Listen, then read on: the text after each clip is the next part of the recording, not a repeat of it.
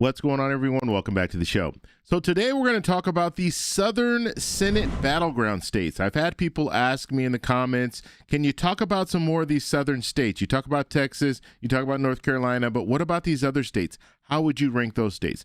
So that's what we're going to focus on in this video. But first off, if you guys can do me a favor, please like the video. If you're watching this video and you want to see more content like this, please consider subscribing to the channel. So before we get started, I had some people in the comments say, you know what, I'm not getting notifications anymore when you post videos. So if you haven't seen me for a while, or you don't think you're getting notifications, make sure you're subscribed to the channel. That's the first way to get notifications. And then you also need to hit that bell notification. If you hit the bell notification, you'll get notified anytime that I post a video. And then one last thing, check to see if you're subscribed to my channel, because you might have subscribed in the past, but you're no longer subscribed. I don't know how this happens, but it does happen from time to time. People have told me that. So make sure you check to see that you're subscribed to the channel. Okay, so let's go ahead. We're going to take a look, and I'm going to show you the rankings that I have. And then I'm going to go into some of the polling and the prediction market, just so you see kind of what's going on in each of these different states. So the first state that we're going to take a look at is North Carolina. So when it comes to North Carolina, for Democrats, this is their biggest opportunity to flip a Republican seat. And the main reason is because it's now an open seat. Tillis is not running for re-election. And so because it's an open seat, you have Roy Cooper running, and he's doing really well in the polls. He's a former governor, so he's won statewide before.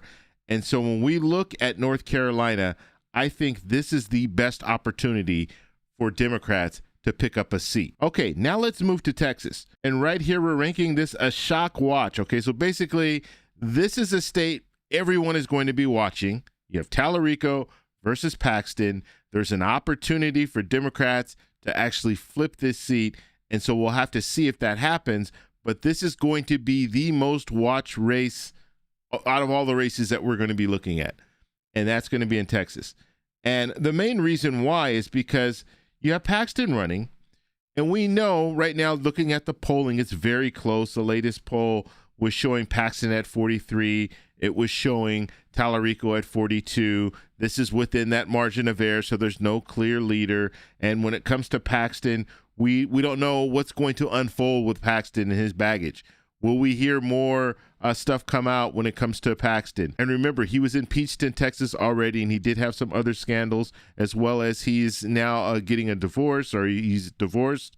So that's something else that we could see in the future. I mean, we could hear a lot more talk about this. I haven't really heard Paxton speak, like, you know, a real speech where he's talking about policy and what he wants to do moving forward. I've heard Tallarico do speeches, but I haven't heard Paxton do like a speech where he's talking about future, what he wants to do. I've heard him do speeches where he is talking about Tallarico and how strange he is and all of this, but I haven't seen him do an actual speech where he is talking to the people and trying to solve problems.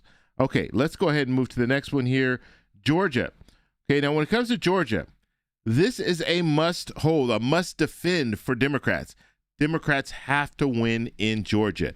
If they want to take back control of the Senate, they're going to have to win in Georgia. And right now, the good news is, and we'll look at the polling and the prediction market in a minute, but the good news is that Ossoff is doing pretty good when it comes to the polling as well as the prediction market. And so right now, I think Democrats do have a really good opportunity to win in Georgia. Now, let me also say this. This is not the ranking. Okay, I'll do the ranking at the end. These are just the 6 states. Okay, so they're not the ranking. We're not saying North Carolina is number 1. That's going to be the easiest, and then Texas, and then Georgia. I don't believe it that way. Georgia would definitely be up higher in the ranking if you were to ask me, but I'm just showing you the 6. Okay, South Carolina. So we look at South Carolina. This is a long shot. You have Lindsey Graham running against Dr. Andrews. And so right now, Lindsey Graham does have the advantage. Okay, we'll look at the polling and I'll show you. There hasn't been that much polling out of South Carolina. When it comes to South Carolina, Florida, and Mississippi, we don't have very many polls. So it's a little bit hard for us to figure out just what's going on in those states. But right now, the polling is showing us Lindsey Graham has the advantage, and the prediction market is also showing us Lindsey Graham has the advantage. I think, actually, no, I take that back. I don't know if we have anything in the prediction market. We'll take a look in a second. Okay, when it comes to Florida, Florida is a reach target. So basically, you have a long shot and then you have the Hail Mary pass. The Hail Mary pass right now would be Florida. Now, Florida is another state where we don't have a lot of polling. And I think in the latest poll, it showed that Vindman was ahead of Moody. Now, that could be an outlier. And when we take a look at the poll, we can talk a little bit more about it.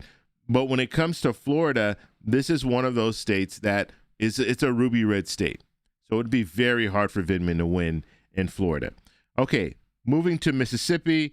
And Mississippi, and this is a very long shot, as far as Mississippi is concerned, we don't have very much polling at all. The last poll, I believe, and we'll show it right now, but the last poll was, we saw one poll this year in Mississippi. That's the only poll that I was able to pull up. And when we looked at the poll, Heisman is not way ahead, but there was only one poll. So we need to see more. But this is another ruby red state. Most likely, Heisman is going to win, but I wanted to mention it in the top 6. Okay, now I want to take a look at the polling. So we're going to take a look. We'll start with North Carolina. So looking at North Carolina, and I just did a video on North Carolina. So Catawba College here, they did this poll, and they posted it on 6/23/2026. 905 likely voters, margin of error plus or minus 3.8%. You have Roy Cooper at 48. You have Whatley at 34. You have other at 38. So you see the latest poll there, and then you can see when it comes to Roy Cooper, he is leading in all of the polls. All of this blue here is showing us that he has the lead, and Whatley is behind him. And then when we look at the prediction market right now, so if we were to have an election today, this is the way people are leaning in the prediction market. Showing us Roy Cooper at 85%. It's showing us Whatley at 15%. Okay, so that's North Carolina. As I stated, I think it's Democrats' best opportunity to flip a seat. Now when we look at Texas, we'll take a look, and we talked about that poll, the latest poll there, University of Texas, that was posted on 6/23/2026, 1,200 registered voters. Margin of error there, plus or minus 2.8%. You have Tallarico at 42. You have Paxton at 43. You have 15% for other. And then when we look at the prediction market is showing us Ken Paxton at 59%, James Tallarico at 41%. Okay, so Paxton does have the advantage looking at the prediction market. So if the election was held today, the prediction market is saying that Paxton would win. But as we start looking at some of the different polls here, you do see Tallarico has his share of leads in some of these polls. Okay, so in the future, as we see more polling coming out and we take a look at the prediction market, we might see the prediction market start to tighten a little bit as we get closer to the election. Okay, let's go ahead and take a look at Georgia. So looking at Georgia, you have the last poll here was Echelon Insights. This was posted on 4/21/2026. You have 407 likely voters. Margin of error here, plus or minus 6.5%. That's a very high margin of error there. You have Ossoff at 51%. You have Collins at 44%. You have other at 5%. So if we just move, and I want to move to the prediction market here because we don't have polls that were really recent. So we go to the prediction market and you look at John Ossoff here at 83%, and you look at Mike Collins at 15%. So the prediction market is showing that Ossoff does have the advantage. Okay, let's move to South Carolina. And so looking at South Carolina, we don't have any recent polls. Okay, we don't have any recent polls of Dr. Andrews versus Lindsey Graham. And so that's a problem because we don't have late polls, so we don't know exactly how it's going. Now, when you look for the prediction market, guess what? There's no prediction market. It's not listed right now. And so we clearly don't have an idea of where this race is going. So as soon as we get more information, we'll know. But the reason why I put South Carolina in there is because South Carolina, they had some polling that was done, I believe it was November of last year. And in that polling, it was showing that the unfavorables for Lindsey Graham were really high. And the majority of South Carolinians that were polled said that they wish someone else was running, or they would vote for someone else and not vote for Lindsey Graham. And when they put him head to head against a generic Democrat, I think he was only like 2 points ahead. And then with Dr. Andrews, he might have been like 6 points ahead. And so because of that, that kind of drew some attention when it comes to South Carolina, Lindsey Graham. Lindsey Graham right now, he's out there. He's out front when it comes to this war in Iran. This could backfire on him. And right now we see this whole situation in Iran is not resolved. And so in the future, if we're spending more and more money, if we have more soldiers losing their lives, if gas prices continue to go up, they've come down a little bit, but if they start going back up, if food prices remain high, this is going to be a problem not only for the current administration, but it's also going to be a problem for Lindsey Graham personally, because Lindsey Graham is out there when it comes to this war in Iran, and he's really pushing for the continued, war in Iran. So because of that, that could backfire on him. So we'll just have to see. Once we start getting more polling, it'll be better because we can have an idea of where this is going. And once we start seeing some information coming out in the prediction markets when it comes to Lindsey Graham versus Dr. Andrews, we'll have a better idea. But right now, we just don't. We just don't have it. Okay, and now let's take a look at Florida. So looking at Florida, and as I stated, the latest poll, this was a Change Research poll. This was posted on 5/17/2026, and you had 1,593. Look at it. It says voters. Okay, so they're voters, so they would be registered. We don't know if they're likely voters or not. The margin of error here is pretty good. I mean, plus or minus 2.3%. You had Vindman at 47. You had Moody at 45. There is no clear leader because this falls within the margin of error. But if we do look at the average of polls, you have Vindman at 43%. You have Moody at 48%. Now, Moody is the incumbent, but she was appointed to the position, so this is her first time running for the Senate. So we'll just have to see how it plays out. We want to see more polling. We don't have enough polling. But if we do look, and we'll go back and take a look at the prediction market, and the prediction market is showing us that the Republican Party will win this seat, 83%, Democrats at 19%. And now the last polling that I want to show you, and this is Mississippi. Now, this was hard. I couldn't find out 270 to win. As I stated, you don't have that much polling when it comes to these two candidates. And so you have Scott Colomb versus Hyde-Smith. Now, Hyde-Smith is the incumbent. She's a Republican. And right now, they have it at 50% for Hyde-Smith, 41% for Colomb. And then when we look at the last poll, that was April 12th, 2026, 500 likely voters, and we're just looking at the bottom here. You have 47% for Hyde-Smith, 44% for Colomb, and so Hyde-Smith is +3. Now I don't see on here they give us a sample size, but they're not giving us the margin of error. I'm assuming if you're looking at 500 likely voters, that margin of error is probably 3.5 to 4% plus or minus. And so this poll could show us that there's no clear leader. Everything's within that margin of error. But we don't have a margin of error, so I'm just assuming that's what the margin of error is. And the main reason that I'm assuming that is at 500 likely voters, generally when it's around 500, you're going to have that margin of error 3.5, 4%, 4.5, somewhere around there. When you have 1,000 or more, 1,200, something like that, usually that margin of error is a little bit lower. It's about 3%. But the main takeaway here is when we're looking at the southern states, the battleground states for the Senate, and realistically, if Democrats can defend Georgia and win 2 of these states, then they'll be in good shape.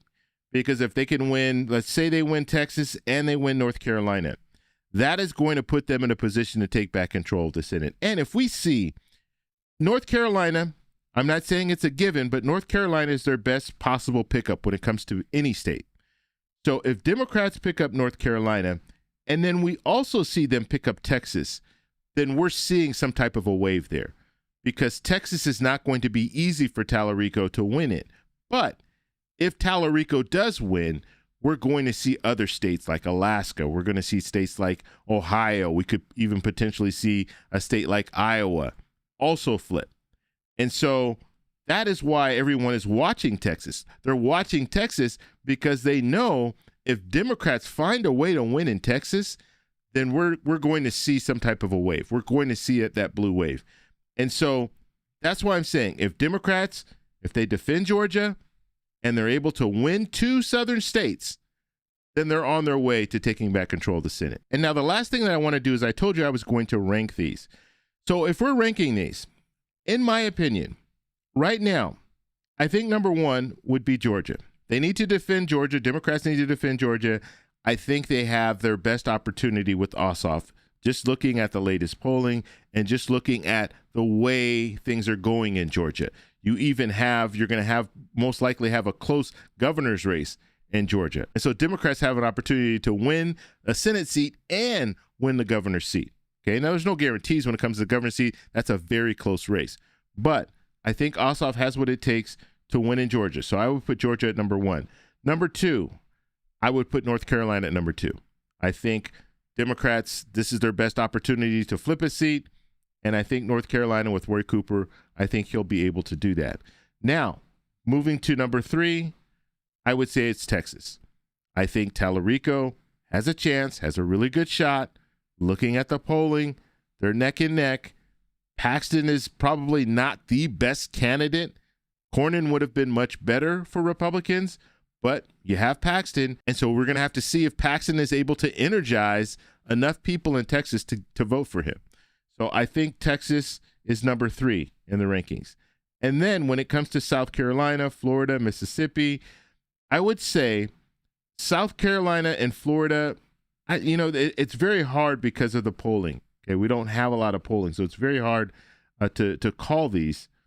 But I think when it comes to South Carolina, it could really go bad for Lindsey Graham because of his involvement with this war in Iran. So I would put South Carolina at number four. And then when it comes to Florida, I would put Florida at number five. And then I would put Mississippi at number six. Now, 5 and 6 here, I just don't have enough information because you only have one poll coming out of Mississippi. And when it comes to Florida, you don't have that much polling coming out of Florida either. And so in the future, I'll probably make adjustments to these numbers. But right now, this is the way that I think it would go as far as the ranking. I definitely think Georgia would be number one, North Carolina number two, and then Texas number three. And then when it comes to the rest, 4, 5, and 6, we'll probably see some shifts in those before the November election. But I want to know what you guys think. How do you rank this? So let me know in the comments below. If you like this video, please give me a thumbs up. Please subscribe for more. And remember, stay informed, stay engaged, and I'll talk to you in the next one. Bye. So that's all we have for this video. Make sure if you guys want to send me an email, you can do that, david@thetecshow.com. Like the video, subscribe for more, and check out these videos over here for some more great content. Talk to you later. Bye.